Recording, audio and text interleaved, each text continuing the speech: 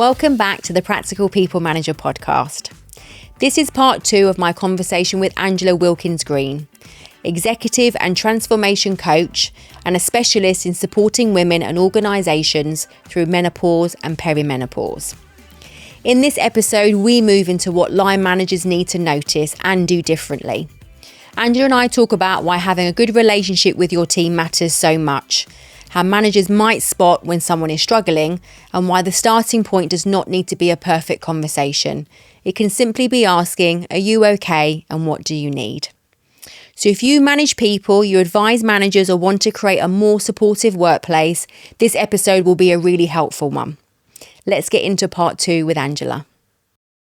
I mean, it's really important that then to think about from a line manager point of view, because I suppose what sort of things might a line manager notice maybe? I know you said about what's your normal, but for a line manager kind of looking in with the team, what might be the signs that maybe the individual is struggling? What sort of things might they notice? Well, I do think it will be those more psychological things. Okay. And this is where your relationship with your team is so important. Yeah. If you don't have a great relationship with your team, you're unlikely to notice. Yeah. And so that's why the culture in the organisation for me has got to be the starting point. Yeah. Because it has to be that we are in this together as a team, and we're going to notice when somebody is struggling. And it might not be a woman in perimenopause. It might be a man in his 30s who's struggling with his mental health, you know. Yeah. Although we're here to talk about menopause today, it's no different. Yeah. It's about listening and seeing the person in front of you 100%. and noticing when something is slightly off. Yeah. And that might be that, you know, they're quieter in meetings, or they just seem a little bit more disinterested, you know, very subtle signs, but it's then just having that within you to say, are you okay? Yeah. You don't have to go in there and say, are you perimenopausal? Because she's probably going to say no, Yeah. or to mind your own business. Yeah. But it's about asking those simple questions that you can ask anybody. Are you okay? What do you need? Can I do anything for you? Yeah. Is there anybody you need to talk to? Yeah. She doesn't then have to be forced to open up to you. No. But if she wants to, you've given her the opportunity to. Yeah. And that's so true. I mean, you've got to know your team, haven't you? And I really encourage line managers to have the regular check-ins, even the chit-chats you have on the floor, around desks and stuff, just to understand. And it can be, how are you? What's happening today? What did you do last night? Just kind of understanding, isn't it, really? It really I is. do think line managers find even that really difficult. Yeah. And more so if you think something is wrong with somebody, there's that real nervousness. So I can think of one line manager that came to me and, you know, could notice that their member of staff was really struggling. And we'll talk about it a bit more, but around the performance element, you know, and they were, you know, she was very strong at her job, good knowledge, good skills, but for some reason, over time, you know, she was starting to struggle. Yeah. And he could really notice, and he'd come to have a conversation and started to talk me through the struggle of the performance, what he was noticing. And he said to me, I think she's at that age. And I'm like, what do you mean by that? Obviously knowing what he meant. But for him, he's like, how do I have that conversation? What do I say? And actually, in a way, we're making assumptions that is what it could have been. Yeah. So in those scenarios, how do you approach those sort of conversations if there is a performance issue potentially that you can then see that a person has changed with what they're able to do over time? I mean, it's really tricky, and it does depend, I think, on the person in front of you and the relationship you already have built with that person. That conversation can look very different. If you don't already have that sort of open relationship, then it does have to be, I've noticed this is happening at the moment. You know, is there anything I can do to support you with that? And it's about not just being completely making assumptions, because you don't know what's going on for that person. It might be something completely different that's going on at home or whatever. But just asking enough to know that you can talk to me if you want to. Or if you don't want to talk to me, can I put you in touch with someone else that you do want to talk to? Because just making it clear that I've noticed something's changed and I'm here for you, and we will help you with whatever you need if you're willing to talk to us. I think it's just that good communication piece and knowing that you might not be the right person. Yeah. That's all a line manager might have to be able to recognise, is that I am their line manager, but I'm not the right person for this conversation. But I've noticed, and I can put them in front of maybe whoever that right person is. Yeah, no, absolutely. I think in this scenario, he did actually have the conversation. I think she was actually really forthcoming and said, I think I'm perimenopausal, this is why I'm struggling. Yeah. And then it got put on my doorstep. He's like, I know someone that you should speak to, which is fine. And I think, again, it's that confidence of being able to have that conversation and maybe not so much relate, but just have the information of who can you speak to, like you said. But actually, he didn't know enough about it to be able to offer that support. Yeah. And that's where the training becomes important, because it shouldn't have to end up with HR at that point. Yeah, absolutely. He ideally is in a situation where he can deal with it himself, because he is aware, he does know that there's a policy and he can refer them to that, and there's resources in there and support, you know, where they can go for extra help. Yeah. So that is where the training and the awareness is so important. Yeah. I've seen in some companies as well, I mean, most companies have an employment assistance program, and they just seem to earmark that, but I don't think that's always the solution, because I know with some that I've kind of done with EAP, there's not a lot there for menopause. There's some little things, don't get me wrong, there might be some videos and bits and pieces, but what other resources could businesses look into, do you think?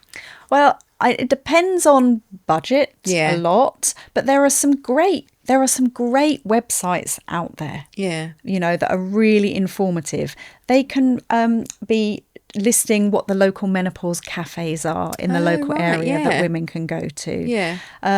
You know, they can be bringing in people like me who do small clinics, like group support clinics, where you can just come together as a small group and have an open conversation, ask your questions in a really safe space.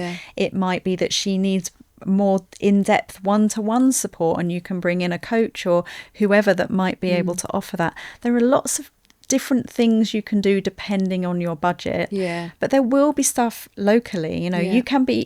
There's signposting Facebook groups. There's some amazing supportive Facebook groups out there that women can join now and, you know, go and ask their questions. So there is a lot of help out there. It's just knowing which are the good ones. Make sure that, you know, in your policy, if you're listing resources, that you're doing your research, that you know that you're putting things in there that are actually going to be helpful and are trusted sources.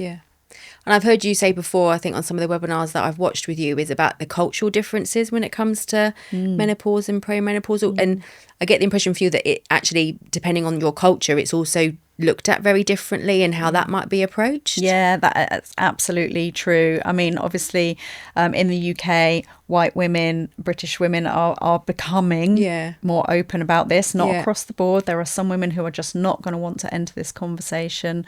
But some cultures, absolutely, this is still a really private matter, and they don't want to talk about it. They will not be open about it. It's not seen to be the conversation to be had. But then in other cultures, so in the East, actually this is a really celebrated time of life. And actually women going through this are seen as wonderful women, who we all are, obviously. So it does depend on where you are from the world and what story you've been brought up with. And we've got a lot of work to do here to turn that story around and understand that, you know, this is completely natural. And for a lot of women, this is a really empowering time. Because actually what we're doing is taking control back. I think we go through a lot of our life pretending to be someone or something that we're not, and we just do what we think we have to show up. And all of a sudden we go, actually, I'm not doing that anymore. I'm tired of pretending to be that. This is me, and I'm going to show up as me, and it's an amazing feeling. I love that. It's just great. Let it all go and be who we are. And so for a lot of women, although it can be a struggle to go through it, we sort of come out the other side and go, okay, wow, here I am. World, be ready. I love that. Such a good way to look at it, because I think it's it's deemed quite a negative time to go through, isn't it, with everything that you're feeling and you're going through. But how amazing to look at it as kind of you're empowering. Yeah, absolutely. Yeah, no, absolutely. I love that. That's great. Such a better way of looking at it than really the doom and gloom of symptoms and kind of how you're feeling. We focus on the doom and gloom, don't we? But actually, for a lot of women, it is such a powerful time. And especially, I mean, for the likes of me, HRT has been amazing, right. And done a huge amount to sort of keep me going every day. But I've actually done a lot of work on myself, you know, and who I have been throughout my life and who I want to be now. And to be able to do that work and go deep on yourself and really understand what makes you tick, what brings you joy, what do you want from the rest of your life. Wow, that's such a good feeling to be able to start to understand that and bring that to life. And is that within some of the coaching? Is that something that you do within the coaching that you bring? It is. That's exactly why I do the coaching, because it's exactly why the journey that I went on. Because what I found perimenopause did, and what I hear from a lot of my clients, is the symptoms that come out, especially the psychological ones, are exacerbating what was already sitting there underneath that you've just been hiding. Okay. That's interesting. And it just brings it all to the surface. A lot of women talk about menopause like it's like going through puberty backwards. Oh, right. And so, you know, if you think about who you were as a child, and you had no worries in the world, you were just you didn't care what anybody think, you just got on with you. And then we go through puberty and all of a sudden we start to put that all in a box. And we forget who we are and we do what we have to do to get through life. Not everyone, obviously, but a lot of us, especially women. And then this is like bringing ourselves back out of that box and going, I'm back. Oh, I love that. So good. Very empowering. Very empowering. Amazing.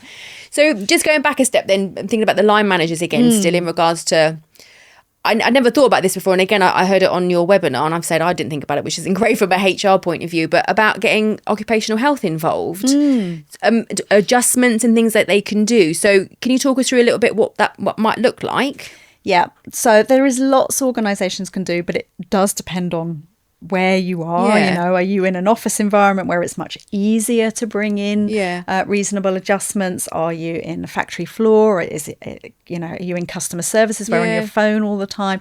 So it can be tricky, but the key with reasonable adjustments and bringing those in is really understanding the organisation and what you can be flexible on and what you can't, and what the individual needs depending on her set of symptoms. And not just saying these are the reasonable adjustments, and they will work for everybody, right? Because they won't. So it's got to be an individual conversation for every employee that might request that. So that might be down to someone simply is too hot at work. She's struggling with her hot flushes. She needs a fan on her desk, or she needs to be near an open window. You know, can we move her to a different area of the office? You know, are we thinking about flexible working, which I know a lot of organisations can do better now. But it might be not that she needs to work less days. It might be that she needs to start half an hour later. You know, for somebody that's working in central London, that tube journey might be absolutely nightmare for her. And the heat. So can she just avoid that crush in the morning on the tube and just start half an hour later? So it's thinking outside the box and knowing that this doesn't have to be forever. This is for a period of time. That's a good point, actually. And you just trial these changes and see if it works for the individual and gives her what she needs, but also does it still work for the organisation? Does it still work for the team that she's in? Is it causing too much disruption? Because if it is, you need to find another solution, because this isn't about favouritism and giving women whatever they want. This is about doing the right thing for everybody and making sure she feels that she's being supported and included, and that you're doing everything that you can within that reasonable frame. And reasonable will be different in every organisation. It's interesting to say that, because a friend of mine actually, she asked to speak to me, and she's been really struggling, and like most of us, hasn't said anything to anybody, is soldiering through, everything's okay. But I think she was starting to get worried because she felt like it was impacting her performance. So she was actually really brave and approached her line manager to say, look, I just want to let you know that this is what's happening to me. I think I'm perimenopausal and these are the symptoms and I'm struggling. I'm not saying that he wasn't helpful, because he was, but I think he then started to scare her a little bit, because he was like, let's do a risk assessment, let's do this, let's do that. And straight away she was like, what does that really entail? So it felt really impersonable, like it was just, let me tick a box and let's do an assessment and see what we can do. Yeah. Is there such thing as a risk assessment for menopause? There is, but it doesn't have to be formal like that. Absolutely. But yes, I think there is a risk assessment. Yeah.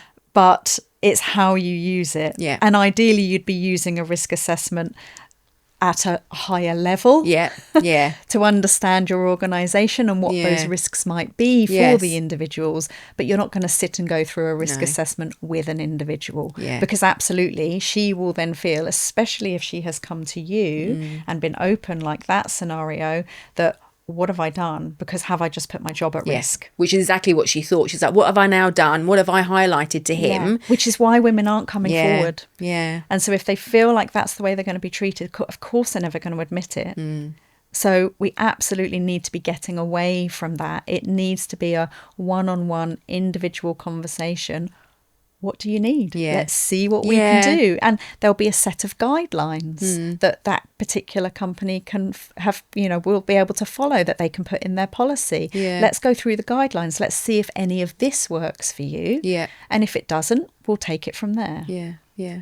I've seen you talk about a menopause audit. I hope I've got that right. What does that entail? Is that for the whole business that you would do? Well, I think for me, the menopause audit actually is one-to-one with women. So that's what my menopause audit is. Right. Okay. Yeah. So for me, I do one-to-one sessions with women, which organisations, I've done a lot of them in organisations. So gone in and I just do one-to-ones with the women. It's 60 minutes.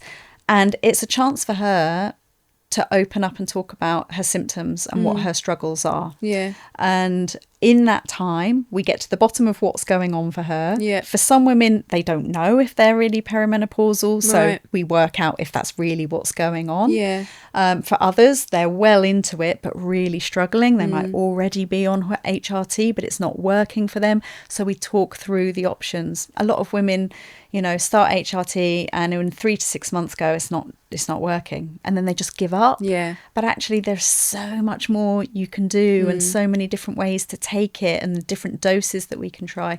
So my audits are about getting to the bottom of you and your symptoms and creating an action plan for you personally as to what your next steps are. And they're really helpful, especially for women that are struggling with their GP conversation and not getting what they want from their GP. I help set them up for success to come out of that appointment with what they actually need. Great. God, what a great tool to have. I do love those sessions because I've had some amazing feedback from changes that women have been able to make for themselves. You don't necessarily always have to go and speak to your GP. There are things that you can do for yourself, decisions you can make, changes, tweaks that you can make and make a big difference. Even thinking about the supplements that you're taking, your lifestyle options, what you're doing with your diet, your exercise, they're all a really important part of the conversation. God, I could do one of those, it sounds like, to be fair. They're amazing. I just thought instantly it was for a whole organisation, but it does makes more sense for it to be on an individual basis, isn't it? 'Cause it's more about what mine you. Are, I think straight away audit, I thought, it must be a whole organisation thing, but obviously, definitely not. Doesn't need to be, does it really? No, that's amazing. So I suppose I've said to you obviously about when I've had conversations, I haven't necessarily talked about or thought about involving OHD, so I think for me that's really important. But I'm now thinking, I suppose, from a people professional point of view, I've got an advisor. I said to you before, didn't I, in regards to, kind of training up to be a HR professional very early on in his career. And he had a very, I don't even know how to explain it, but he was doing an absence review meeting. And actually none of us knew what to expect, if I'm honest with you. So with the return to work, it had no mention of perimenopausal or menopause, anything like that. But in the room with himself and the line manager, who was also male, the discovery was that this lady was going through perimenopausal, or perimenopause, sorry. And she was actually quite graphic, which in some ways is great, I think, to really understand the context of what's happening with her body and the transition. But they were both so uncomfortable and obviously very, well, just not prepared for that sort of conversation. So when we spoke about it afterwards, and again, I didn't know what the conversation was going to be, the first thing he said to me was, I've never heard of the word perimenopause. And I was, to be fair, I was a bit like, how have you not? In the last few years alone, it's, you know, it's top of everybody's agenda, menopause, perimenopausal, the symptoms. But bless him, he'd never heard of anything like that before. Right. And obviously with someone, you know, from HR being with a line manager was looking to him for guidance, they were both looking at each other and a bit like, we're out of our depth here completely. So we've talked about from a line manager, and I'm assuming the same for HR professionals, both male and female. I'm saying obviously because he's a male, but that's obviously not that that's it. Is there stuff in particular that HR should be focused on to be able to support those conversations? I just think we need to keep it simple. Yeah. I honestly just think we need to keep it simple and get the awareness in. That's the starting point. Yeah. Absolutely. I think all HR professionals need to be aware. Yeah. I don't think any HR professional should be going into a conversation and not have awareness of it. So I do think training for HR is super important. Don't get me wrong. I do think it is. But it's really interesting because I went and did an in-person workshop recently and there was some great young men in the room. Oh, really? And it was just so lovely to see that they're starting to listen. And, you know, we think everybody hears about it because we are perimenopausal women, right? Yeah. So we know all about it. Yeah. And especially in my world, I think everybody must be bored of the conversation by now because that's all I see all day, every day, right? But average Joe isn't seeing that in their social feed. That's not what they're getting shown. Yeah. So why would they know? Yeah. Because we didn't get taught about it at school. Yeah. Nobody told us. Yeah. I didn't know, did I, at the age of 40, what was going to happen to me? So why would we expect a 20, 30-year-old man to know? Yeah, very true. We just now need them to know. Yeah. So it's our responsibility to teach them. Yeah.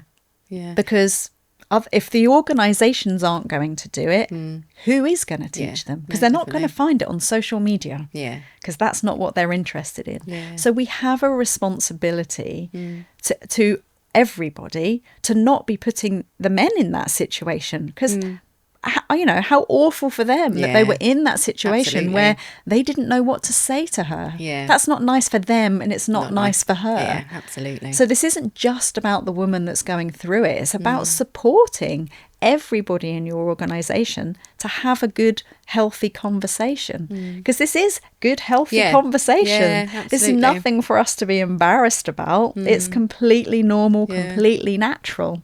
It's funny you say that. I don't know how long this was now. I want to say at least 6 or 7 years ago in a prior role, I remember was she an area HR manager maybe, actually put a male HR manager on a menopause training session. All of us were like, for what purpose? You're talking about probably 10 years ago, to be fair. Yeah. But I was reflecting this morning as I was driving here thinking, God, what a great thing to do. Like 10 years ago, he would have gone on that course thinking, why am I on this course? Yeah. And actually today, that's probably given him so much insight, so much knowledge that a lot of, you know, just male HR professionals wouldn't have had, let alone myself. I've never been on anything, you know, more formal. No. But back then I remember all of us thinking, why has he gone on that course? It makes no sense at all. So forward thinking. So amazing that he's had the opportunity. Yeah, absolutely. And every man should, because every man right now knows a woman who is going through it. Yeah. There will be someone in his life that is very important to him, whether that's a colleague, a friend, or your partner or your mum. Yeah. We all know somebody. Yeah. So you're going to be affected by it, whether you're going to go through it yourself or not. Yeah. So actually the world owes you to know what's going to happen. Yeah. And that's a good point, really. I think I know what we've done in organisations that I've worked in is, yes, we've focused on menopause and we might have done lunch and learns and stuff, but we've tried to encourage partners, so males, females, you know, anyone who might be impacted because someone they know, get them to kind of be involved. But that seems a little bit harder as well, because I get the impression that some of them don't even realise themselves, if that makes sense, that their partner's going through that. Absolutely. And if if they don't have that relationship where they find it easy to talk about that stuff. Yeah. I mean, even my partner in the early years, he didn't want to hear me talking about it. Right. And I think there is still a little bit of that stigma of also, does it mean we're getting old? I still think there's a lot of that out there. Okay. And men as much as women will start to feel that when their partners are going through this stage. It is, right in our face. Yeah. Oh, hang on a second. This means, I'm not going to be able to have children anymore for a start. And that is very traumatic for many women, especially if you haven't had the fertility journey that you would have dreamed of. And also for men, if you haven't been able to have children. And the realisation is, oh gosh, we're coming into the later years of our life. Yeah. Now, for most of us, that's still another good 40 odd years, whatever that is.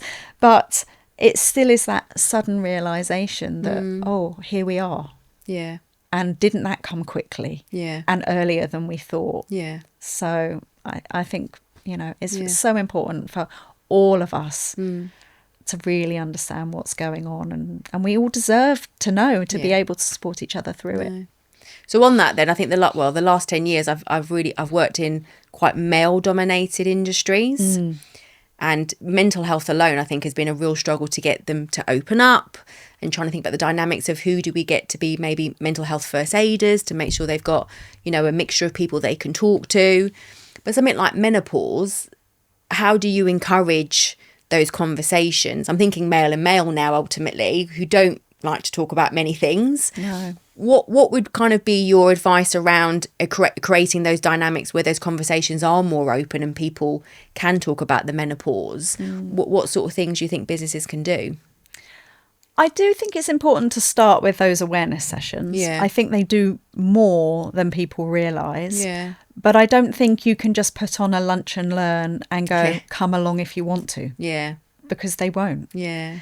So I'm talking to organisations at the moment and we're making them mandatory. Oh, wow. Yeah. How has that gone down then? Okay, I was going to say, I think in my life, if I say you've got to go, I can imagine the pushback really. Yeah. But at the same time, if you're serious about supporting each other and making this an open conversation and having a culture in your organisation that means actually this is a part and parcel of life, somebody that's going through it right now. Yeah. Actually, they need to understand it. And interestingly, when I do these sessions and we do have men come along, and there are a huge amount that I go to and lots of men come, and often they have loads of questions and they're not shy to ask them. Yeah. We just need to give everybody the opportunity, and people will look to the people around them to see what they're doing. Yeah. So you only need a handful that are up for this conversation to go, well, I'm going, I think you should come along, and these are the reasons why. You need a few brave men that are willing to be those champions with us that will drive that change in the situation. I did one of the in-person ones I did recently. The male CEO came along. Oh, amazing. And he was brilliant. He came along, he entered into the conversation, he asked questions, and everyone in there was asking questions. It was great. Yeah. So if we just have those, and not always going to be the CEO, but a handful of men that are willing to champion the conversation, they'll take lots of other men on the journey with them. That's amazing. Yeah. I can think of some directors, I say the word menopause and they're like, oh no. I talk about the eye roll all the time. I do get the eye roll. I know. And sometimes I'm like, come on. And they're like, no, do we have to talk about it? I'm like, but I want you to know we've got someone in the team that's struggling and you need to support them. Yeah. But straight away they're like, oh, I can feel the uncomfortableness in it. I get it.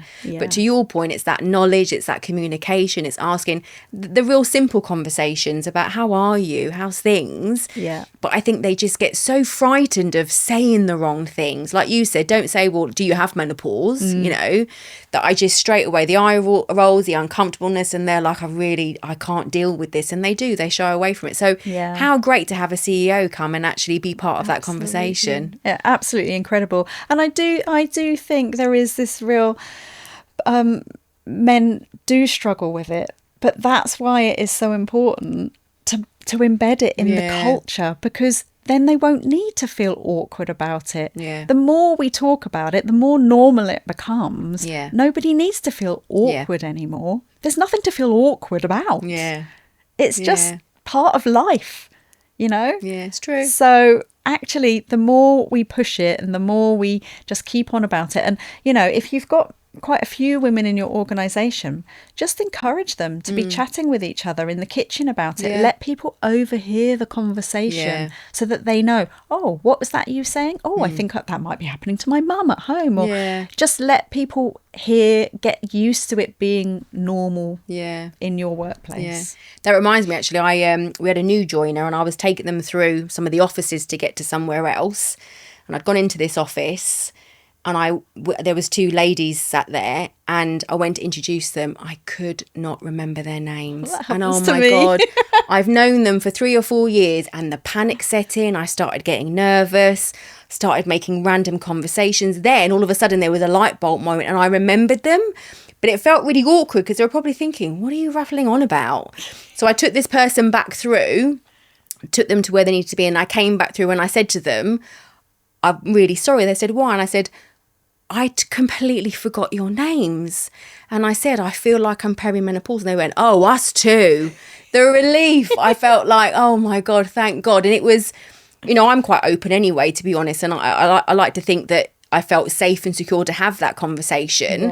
But straight they were like, oh, we're with you. We're really struggling. Like, I randomly forget things all the time. But in that moment, I felt like, oh my God, I can't. And I think you make it worse because the anxiety sets in because you should know, and it makes it harder to remember. Yeah. But to your point, the fact that I mentioned it and they both said, oh, us too, like definitely we do this on a regular occasion. I was like, okay, I feel a bit better now. Yeah. But isn't it interesting, the journey that you had to go on through that? Yeah. That you had to pretend first. And then once you'd calmed down and the situation was dealt with, you could go back and have the conversation. Because actually there would have been no harm in you having that conversation right as it was happening. But something in you, that anxiety, stopped you from doing that. And that is what happens to us. We go blank. That's the brain fog.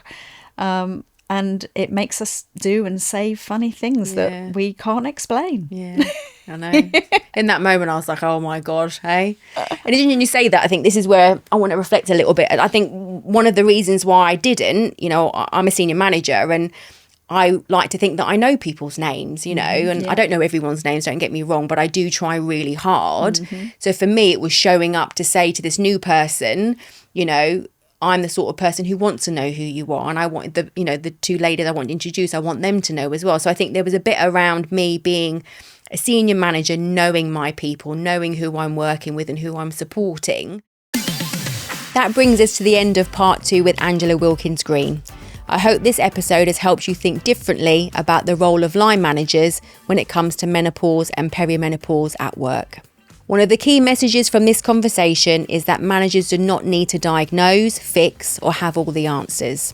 But they do need to notice when something has changed, ask thoughtful questions, avoid assumptions, and know where to signpost someone for support. In the final part of this conversation with Angela, we move into performance, workplace risk, women leaving their careers, the impact on the organisation, and what better support can look like in practice. I'll include Angela's contact details and any useful links in the show notes so you can connect with her and explore more of her work. You'll also find my details there, including my LinkedIn and the People Expert, where I support managers and organisations with practical HR, coaching, mediation and leadership development. If you found this episode helpful, please like, follow, subscribe and share it with someone who manages people. It really does help the podcast reach more managers who may need this kind of practical support. And remember, being a great people manager is not about having all the answers. It's about being willing to listen, learn, and support the people around you. Thank you for listening to The Practical People Manager.